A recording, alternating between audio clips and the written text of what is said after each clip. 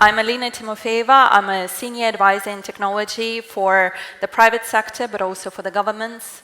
I'm originally from Russia. I was brought up to be a housewife, and I actually didn't have access to education in digital and technology, which is why, one of the things I advocate with the minister and broader is around the support of the ecosystem to empower the women, to empower the transformation within the digital sector. And I guess since I've left Russia, I've been 10 years in UK working with every single global bank in technology transformation. And recently, I've been undertaking some projects in Saudi, working with the government in terms of enhancing the cybersecurity, the digital transformation, and the cloud adoption. Something which I wanted to discuss with you today is some of the things we see around digital transformations in Europe, UK, and more globally, with the view that, Macedonia can always learn from it, but more importantly, not just learn and do the same journey, but accelerate it as much as possible. Something which we see a lot with the digital transformation is, the focus on the customer, the focus on real people. And historically, it used to be very much product focused. So you get a service, and something what the minister mentioned is, as a partnership, it's a little bit transactional. But we are moving much more into realizing the value for the customers like you and I. We see the key focus areas on cybersecurity, which we discussed a lot today, a lot on AI, and in terms of the future technologies, around quantum. But I find that there is so much hype around technology, and it's really around the people, it's around the culture, and it's also about making sure that you deliver on the ROI. What we've seen before quite a lot with the digital transformation is, there were promises made to us, there were prophecies. We moved from some of the old cassettes to something like Netflix and Spotify, but it took us years. It wasn't something which was, just one short period of time. And I would expect the same with the cloud transformation, with the cyber transformation, and with AI. So, for example, with a lot of the banks like HSBC, I've been working on cloud transformation since 2016, when they initially set out the strategy. And still, we are now in 2025, so almost 10 years later, we have the cyber incidents, we have concerns from the regulator around the cloud adoption, and we still haven't delivered the ROI. So what I really encourage, we've heard so much about AI today, we have heard around cybersecurity, is as you set out your transformation and as you move to the transformation, you focus really on the alignment between the business and the technology agenda as early as possible. Because if we talk about the banks, it's the transformation for the customers in terms of the customer user experience, in terms of the experience, the time to market. Something what the minister was saying, when you have a portal, you want to make it easier for the citizens, in terms of getting the birth certificate, in terms of getting the marriage certificate. So technology is an enabler. But some words of caution, technology does make mistakes, and we have seen two types of things. So number one, when technology is used by the criminals, something around the cyber attacks, but also with AI. In some of the countries, perhaps not so much in Macedonia so far, we see the rise of the deepfakes. We see when the criminals are trying to use AI, unfortunately, to commit fraud within the banks. And we so far don't have the laws to fight that. Some of the banks, they have, of course, the systems, all the banks have the systems to protect from the fraud, but it's like, how fast can they protect from the criminals? And I feel that a lot of the time here is the education to the customers like you and I, and that education starts not only at the level of, my age perhaps, but more from the very, very upbringing. And it's making sure that the citizens are aware of not just the positive side, which of course is very, very important, but also some of the challenges and some of the mistakes that technology can bring. Another thing is around the broader mistakes. So we have seen historically, that some of the transformations go wrong and they take years to implement. So, you would plan that perhaps AI is going to change the world tomorrow, but in reality it's going to take much more time. So something which I really advocate for is that AI does make mistakes. And when we design for AI, we need to make sure that we factor this in. There is nothing which is perfect. There is nothing which is going to really change the world. There are instances of like catastrophic modeling when, for example, AI model is changed, but it's like a black swan event and it really impacts the company in a negative way. But there are always the things, you know, when you design, you think about your end user, your end customer to deliver the value. So if there was a mistake by AI or, you know, something we've seen in the industry with the outage, with the CrowdStrike failure that impacted normal people and the banks and the companies, we should always think about the communication. We should always think around how, you know, we can protect if technology did make a mistake, which is very, very, very probable. How can we protect people? I think from the bank's perspective, what I see more and more is making sure not only the usage of technology, but also making sure that it is efficient. So it's essentially around how can technology drive the business to be more cost effective, to be more effective, and at the same time to be more safe and secure. There are many concerns that, you know, the regulation can be, in a way, not be a catalyst to the innovation, but more hinder the innovation or slow it down. And as we heard from the minister, you know, for AI in Macedonia, he doesn't have plans to implement the regulation straight away. But I still believe, as I mentioned earlier, in the ecosystem, right? So in the fact that as a private sector, we work closer with the government and closer with the education system and with the regulator to voice any concerns early in the process so that we can make an impact, not in isolation, but across, you know, the whole ecosystem. One of the learnings I see from the UK and other countries is the investment in the education. And there is investment from the private sector, but there is also investment from the, you know, from the schools who are advocating for digital topics to be more accessible to women, to be more accessible to everybody really, and also have an access to the exam and technology so that we get exposed to technology from an earlier age and it helps us with the mindset. Not all the jobs are like very programming focused, so there are many, many opportunities with AI to make it as an equalizer in terms of having more women in the digital jobs, in terms of ensuring the new use cases that really serve the country. And I feel what is more and more important, given it's International Women's Day, but it's not only the day, it's a movement, you know, throughout the whole process, really, is to ensure that women have an opportunity to make a change in the digital transformation.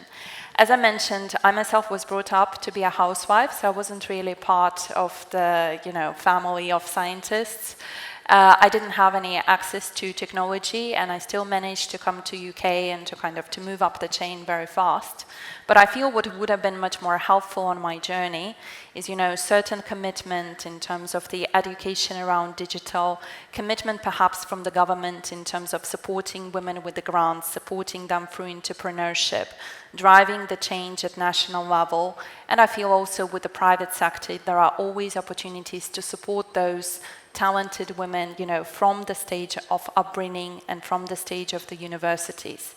I do feel it's also the change within the family in terms of how you look at their upbringing, so that, you know, women are not necessarily given one particular path, but they are given examples that if you did digital transformation, if you were part of this, in particular now with the agenda focused on the AI and cyber, there are many examples where you can be successful.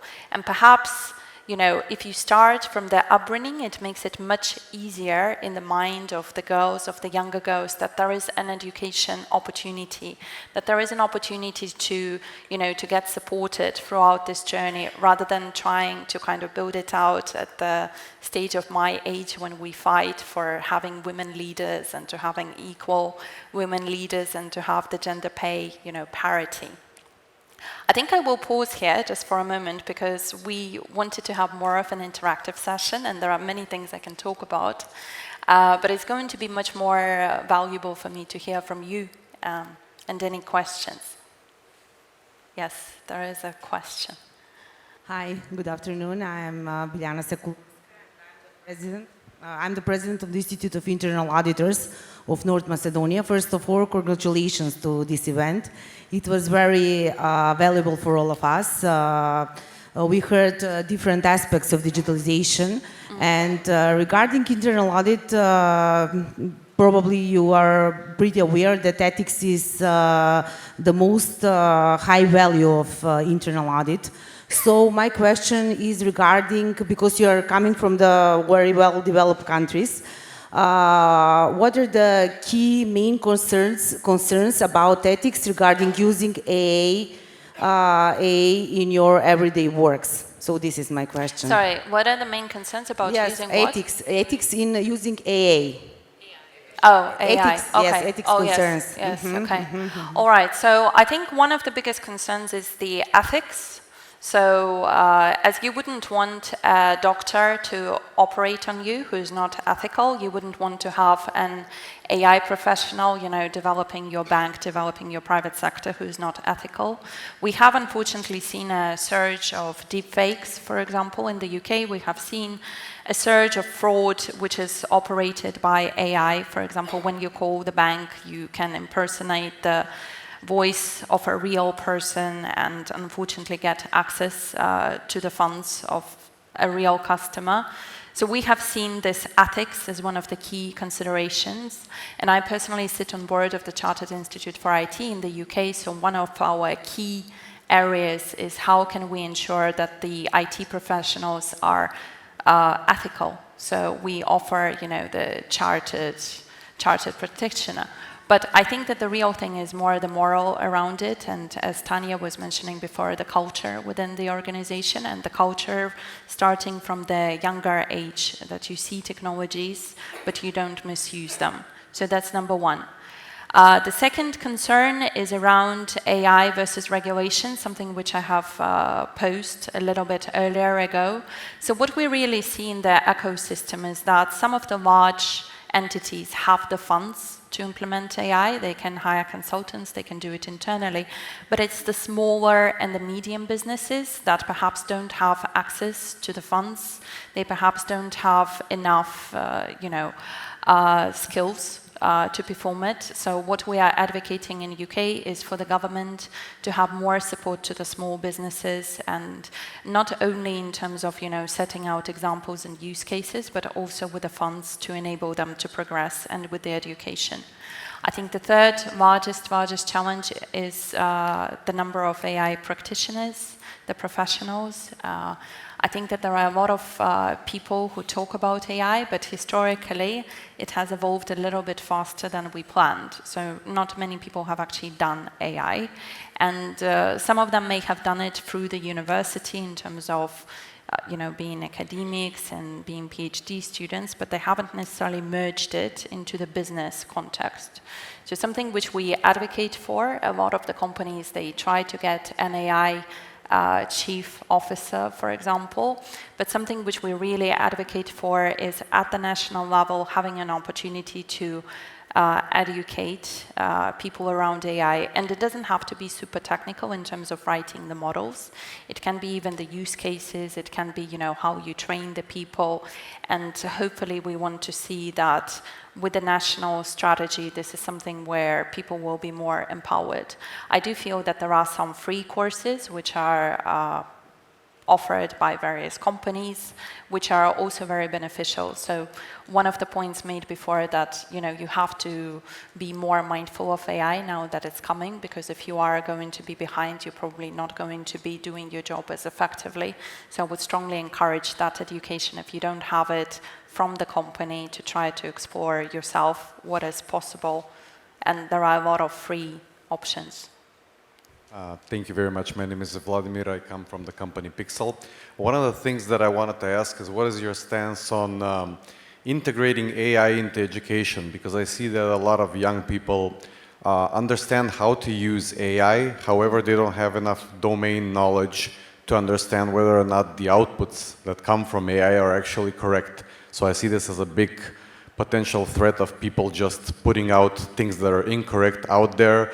I see many young people that misuse AI into writing papers, thinking that you know, everything is correct, everything is original, everything sounds like it's part of something that has been written by that personality and individual, and people who work in this area, you can spot something that has been generically written by AI within 5 seconds. So do you think that there is a need to integrate this in our regular curriculum? Should this be something part of the informal sector of education, or is it a more general issue that needs to be tackled? Thank you. Yeah, so I'm going to talk to two parts to this. I actually had a conversation with one of the professors recently, and the way he said he's really getting very upset that his students are just submitting him AI-written, ChatGPT-written responses, and he's even telling them, just give me any response and I'll mark it high, just don't submit me ChatGPT. But then he was saying that he himself uses ChatGPT to ask the questions for the exam. So I think that there is a little bit of the polemics in that anecdote. I think from my perspective, I do feel that people are misusing it. I do feel that there are certain tools that you can see that, you know, ChatGPT isn't the real person who's answering the question. Not just something logically, but there are actual tools that can detect it. So for example, I do a lot of writing, not for university, but for my thought leadership. And I do know that when other people try to misuse AI, it is quite visible, and there are certain tools where you can track it. I guess from the education system, something which you may want to do is to introduce some of these tools and to kind of downgrade the marks, because it's the same as we used to like cheat before, I guess, at universities. So it's the same kind of mechanism that you are in a way cheating, so it's against the policy. I do feel that it's very important to advocate for the fact that university is not just a place to get your degree, but it's a place to actually change your mind, to change your perception, to help you prepare for the better world. So I was hoping that, yes, you could integrate it in the curriculum in terms of this cultural element, I think in the evaluation as well. One of the things, slightly on a different topic, but related to education, is there is a hypothesis that text and reading will no longer be so used in the next, maybe for our grandchildren, and the rationale for it is that the span of attention is getting very small, in particular with the young people. So the current span of attention is around 47 seconds, which is quite low. And there is a surge of videos in terms of both education, but in terms of how we consume the information. I have seen that in many of the cases, there are new companies who are trying to do like bit bytes education, so that people who find it very difficult to read books, or perhaps don't have the time, or perhaps no longer want to integrate, they are using AI for this to make it more cheaper, to be honest, and more efficient. So that's maybe another system for the education. I do feel that the most important part, and something which Tanya mentioned before, is the human element and the culture which comes from the top, whether it's a bank, a private sector, or the university. So I feel that there is something around, the people culture in terms of influencing the students on their choice. I have one question. We heard previously that, and you mentioned now in your addressing, the statement came from the minister that maybe they will go for, implementing artificial intelligence rather than regulating it. So we know that there is the latest EU regulation on artificial intelligence. My question is in regards of what is the benefit, what is the risk, maybe, to be more precise, behind this approach, how we can assess the risk, is there any risk, entering into AI without any control, without any regulation, especially on a level on a state, let's say. We know deeply that on the level of a company, that should be first regulated and then to be implemented in order to control or to preserve, how to say, the organization. So can you make your statement regards this? Thank you. Yes. So something, if we look at the broader world, right, we see that EU AI Act, it's really very detailed, so it's on a more detailed side. The stance of US is they want to regulate less. The stance of UK is kind of in between. There are many discussions around whether regulation is stifling innovation or whether it's supporting. I'll tell you a little bit more like my experience of working with the regulators. I used to work with the regulators in the cloud space in particular before AI started. So I feel that regulation is definitely helpful in my opinion, because it gives a certain level of control and certain level of, you know, some sort of frameworks which could be optimized across the private sector and the broader organizations. I think this is definitely helpful. I do find that it could be made in a less stringent way. So I worked quite a lot with the EBA guidelines around third-party ops, resilience, and cloud, and a lot of them are quite detailed, which are good. They are principle-based, but the companies take a lot of time and money to try to implement it. So I personally feel that you have the private sector, and we discussed the ecosystem. So I feel it's the ecosystem, and it's the ecosystem's opportunity to make it more straightforward for the businesses to use it, but in a more safe and secure way. So historically, what used to happen is one bank does something, another bank does something, another bank does something, and the main people that profit are the consultancies, who are kind of selling some of the frameworks and the people to help implement it, but it's actually very expensive. And then we've also seen that the regulator, and Tanya should know as well, like a lot of it comes from the regulator, the CEO letter, Section 166, so there are a lot of concerns that emerge, even though the banks think that they may have done a good thing. But we always find in internal audit, external audit, regulatory reviews, but that more things could be done.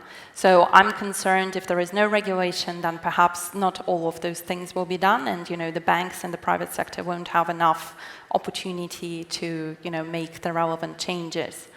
I do feel with the ecosystem, something which I mentioned earlier, is there needs to be more support to the businesses that perhaps can't pay for the consultants at the same level, and technology is becoming so much more and so much intrinsic that perhaps instead of us doing it in silos as one organization to another, there is a layer between the regulator, perhaps the government, or perhaps an independent body that helps translate those regulatory frameworks into something more sensible in terms of the use cases, and then shares with the industry. We've seen with the cloud that there is a Cloud Security Alliance. It's kind of an independent body, or there is EDM Council for the data. They bring the specialists from different countries, from different industries. They come into, this is what different standards say, these are the regulations, and then these are the different controls, and this is what it means. They don't go into so much level, but at least it helps, because you don't have to do the same thing over and over again, which is very expensive. You focus on implementation rather than, the construction of the strategies.